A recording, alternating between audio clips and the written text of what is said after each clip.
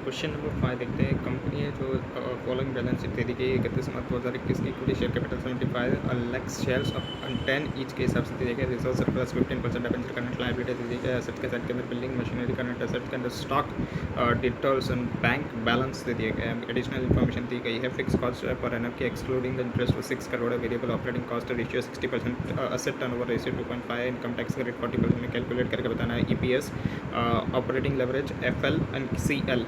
Answer देखेंगे तो total asset कितनी 30 करोड़ की है।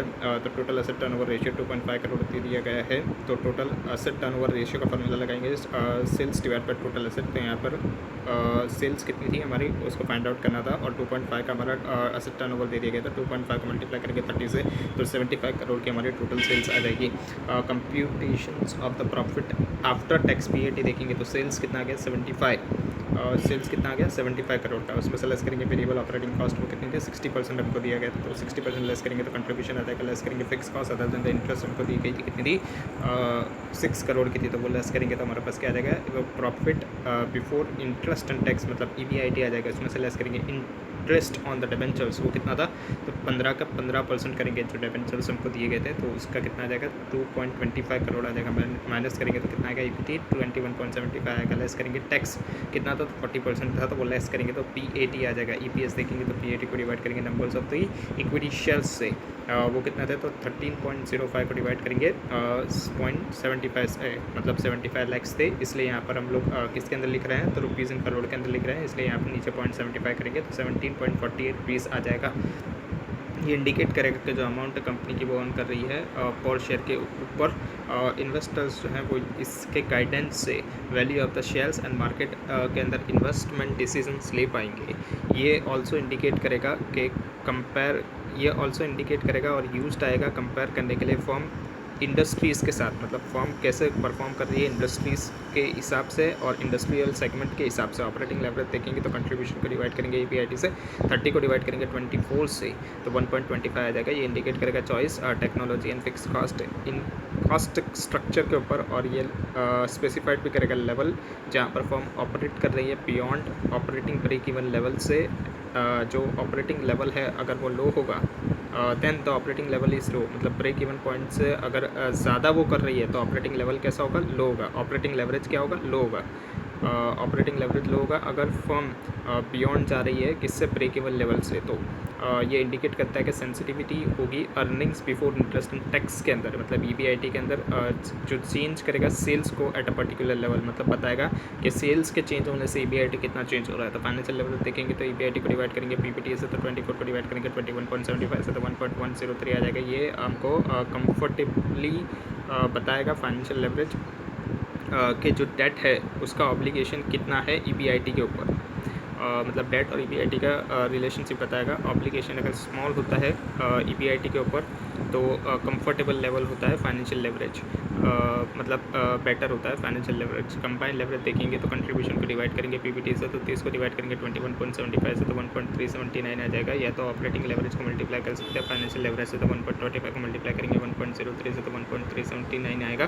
कंबाइंड लेवरेज जो है वो स्टडी करता है चॉइस फिक्स कॉस्ट की एंड कॉस्ट स्ट्रक्चर की एंड चॉइस करता है वो debt in the capital structure की। ये स्टडी करके बताता है हमको कितना सेंसिटिव होगा चेंजेस ईपीएस के अंदर सेल्स के चेंज हो जाने से मतलब सेल्स में जितना चेंज होगा उससे कितना ईपीएस चेंज होगा।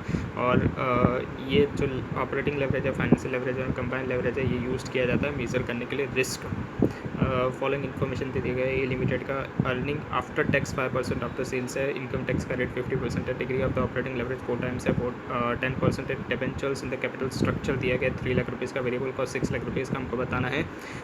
कंप्लीट करके ये जो हमको स्टेटमेंट दिया गया है इसको सेल्स में से variable cost contribution minus contribution आएगा उसमें से फिक्स कॉस्ट माइनस करेंगे ईपीआईटी आएगा। ईपीआईटी में से इंटरेस्ट माइनस करेंगे तो ईपीटी और ईपीटी में से इनकम टैक्स माइनस करेंगे तो ईआईटी आएगा। कैलकुलेट करके बताना है फाइनेंशियल लेवरेज कंबाइंड लेवरेज और परसेंटेज चेंज कितना हो रहा है ईपीएस के अंदर अगर इंक्रीज़ हो रहा है सेल्स के अंदर 5% से तो वर्किंग देखेंगे तो अर्निंग आफ्टर टैक्स कितना आएगा 5% ऑफ द सेल्स हमको दिया गया है। इनकम टैक्स का रेट 50% दिया गया है तो ईबीटी हमारा कितना हो जाएगा 10% ऑफ द सेल्स हो जाएगा। मतलब यहाँ पर क्या किया हमने जो अर्निंग आफ्टर टैक्स मतलब ईएटी 5% ऑफ द सेल्स था तो EAT के अंदर हम लोग इनकम टैक्स जोड़ देंगे तो हमारे पास क्या आ जाएगा, EBT आ जाएगा। तो इनकम टैक्स का रेट कितना था 50%, तो 5 के अंदर 5 का 50% करेंगे तो कितना आएगा 5 आएगा, तो जोड़ देंगे तो कितना आ जाएगा 10 हो जाएगा, मतलब EBT कितना हो जाएगा 10% ऑफ द सेल्स हो जाएगा। सिंस जो इंटरेस्ट एक्सपेंस है वो कितना है 30,000 का है। ये हमने कैसे निकाला, तो 3 लाख के डिबेंचर्स थे, उसका 10% इंटरेस्ट था, तो 3 लाख का 10% कितना आ जाएगा 30,000 आ जाएगा। तो यहाँ पर EBIT कैसे निकालेंगे, तो 10% of the sales plus by interest, क्योंकि अगर इंटरेस्ट जोड़ देंगे हम लोग 10% ऑफ द सेल्स में तो हमारा क्या आ जाएगा EBIT आ जाएगा। मतलब ये जो EBT था, EBT के अंदर हम लोग इंटरेस्ट जोड़ देंगे तो हमारे पास EBIT आता था। तो यहाँ पर वैसे ही किया है, सिर्फ EBT की जगह पर हमने क्या लिख दिया है 10% ऑफ द सेल्स लिख दिया है प्लस बाय 30,000। ये हमारा फर्स्ट इक्वेशन आ गया। अभी देखेंगे ऑपरेटिंग लेवरेज हमको दिया गया था 4, तो कंट्रीब्यूशन को डिवाइड करेंगे EBIT से तो हमारा क्या आ जाता है ऑपरेटिंग लेवरेज आ जाता है। तो यहाँ पर कितना आएगा, contribution is equals to 4 EBIT आ जाएगा। सेल्स में से माइनस करते हैं वेरिएबल कॉस्ट तो हमारा क्या आता है कंट्रीब्यूशन आता है इज इक्वल्स टू 4 EBIT। यहाँ पर सेल्स माइनस बस 6 लाख, क्योंकि वेरिएबल कॉस्ट हमको दिया गया था 6 लाख का, इज इक्वल्स टू 4 EBIT आ जाएगा। अभी जहाँ पर फर्स्ट इक्वेशन के अंदर हम लोग क्या करेंगे EBIT की वैल्यू लिख देंगे जो सेकंड इक्वेशन में हमने फाइंड आउट किया वो। तो यहाँ पर क्या आएगा sales minus by 6 lakh is equals to 4, और EBIT की जगह पर हम लोग क्या लिख देंगे 10% of the sales plus by 30,000। ये जो हमने ऊपर फाइंड आउट किया था ना EBIT क्या था फर्स्ट इक्वेशन के अंदर 10% of the sales plus by 30,000, तो वो यहाँ पर लिख देंगे और फिर इसको सॉल्व करेंगे तो कितना आ जाएगा हमारा सेल्स आ जाएगा हमारा 12 लाख का। अभी contribution is equals to sales में से वेरिएबल कॉस्ट माइनस करेंगे तो सेल्स कितना है 12 लाख रुपए का, इसमें से वेरिएबल कॉस्ट माइनस करेंगे 6 लाख रुपीज़ का, तो 6 लाख रुपीज़ का हमारा क्या बच जाएगा कंट्रीब्यूशन बच जाएगा। EBIT देखेंगे तो EBIT कैसे निकालेंगे हम लोग, तो यहाँ पर हम लोग ऑपरेटिंग लेवरेज का फॉर्मूला लगाएंगे। तो EBIT को डिवाइड किया जाता है और कंट्रीब्यूशन को डिवाइड किया जाता है EBIT से। तो हमको कंट्रीब्यूशन कितना दिया गया था, तो 6 लाख का था, उसको डिवाइड करेंगे किससे 4 से, क्योंकि यहाँ पर हमारा क्या था 4 था वो ऑपरेटिंग लेवरेज था, इसलिए यहाँ पर डिवाइड करेंगे तो हमारे पास EBIT निकल के आ जाएगा 1,50,000 रुपये का।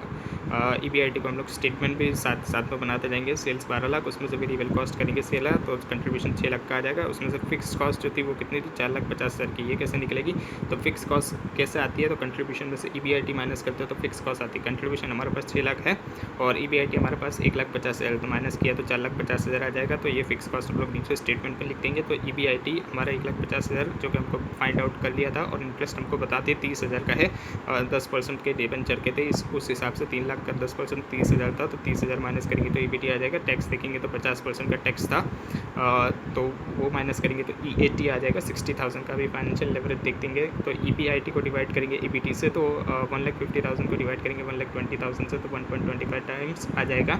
कंबाइंड लेवरेज देखेंगे तो ऑपरेटिंग लेवरेज को मल्टीप्लाई फाइनेंशियल लेवरेज क्या करता है, तो कंबाइंड लेवरेज आ जाता है 4 मल्टीप्लाई बाय 1.25 करेंगे तो 5 आ जाएगा, 5 टाइम्स। कंबाइंड लेवरेज को हम लोग ऐसे भी फाइंड आउट कर सकते हैं, कंट्रीब्यूशन को EBT से डिवाइड करके, तो 6 लाख को डिवाइड करेंगे 1,20,000 से, तो 5 टाइम्स आ जाएगा। परसेंटेज चेंज देखेंगे EPS के अंदर। अभी यहाँ पर किसका चेंज देखना है, तो सेल्स का EPS के ऊपर चेंज देखना है, तो वो कैसे निकालेंगे हम लोग कंबाइंड लेवरेज से निकालेंगे यहाँ पर। तो कंबाइंड लेवरेज हमको पता थी कितना था 5 टाइम्स था, तो वहाँ पर 5 लिख देंगे is equals to percent change in the EPS divide by percentage change in the sales के अंदर कितना चेंज हो रहा है, बोल रहा था कि 5% चेंज हो रहा है, इंक्रीज़ हो रहा है, मतलब 5% से, तो 5 से 25 हो जाएगा, तो परसेंटेज चेंज EPS कितना हो जाएगा 25% हो जाएगा। अगर सेल्स में 5% का इंक्रीज़ होता है तो EPS कितना इंक्रीज़ हो जाएगा 25% से इंक्रीज़ हो जाएगा। क्वेश्चन नंबर 2 देखते हैं। Detail of the company for the year ended 31 मार्च 2022 दे दिया गया है, सेल्स दे दिया गया है, प्रॉफिट वॉल्यूम रेशियो दे दिया है, fix cost excluding the interest expense 10% debentures दे दिए गए, इक्विटी शेयर कैपिटल 10 के हिसाब से दे दिए गए, और इनकम टैक्स का रेट 40% दे दिए गए। डिटरमाइन करके बताना है कि कंपनी का रिटर्न कितना होगा कैपिटल एम्प्लॉयज़ पर प्री टैक्स, एंड EPS भी बताना है। डस क्या कंपनी फेवरेबल फाइनेंशियल लेवरेज है, क्या कंपनी का फेवरेबल फाइनेंशियल लेवरेज है, और कैलकुलेट करके बताना है operating and combined leverage of the company, calculate करके बताना है percentage change in the EBIT। अगर सेल्स में इंक्रीज़ हो जाता है 10% से तो EBIT में क्या इंक्रीज़ होगा, तो ये हमको सीधे क्या बता रहा है कि हमको ऑपरेटिंग लेवरेज के फॉर्मूला से देखना पड़ेगा, और at what level of the sales कैसे लेवल पे सेल्स पे अगर EBIT जो है, EBIT नहीं EBT earning before tax EBT अगर जो है कंपनी का वो इक्वल्स टू द ज़ीरो हो जाएगा, मतलब EBT अगर ज़ीरो हो जाएगा तो सेल्स में क्या चेंज आएगा वो हमको बताना है। इनकम स्टेटमेंट बनाएंगे सेल्स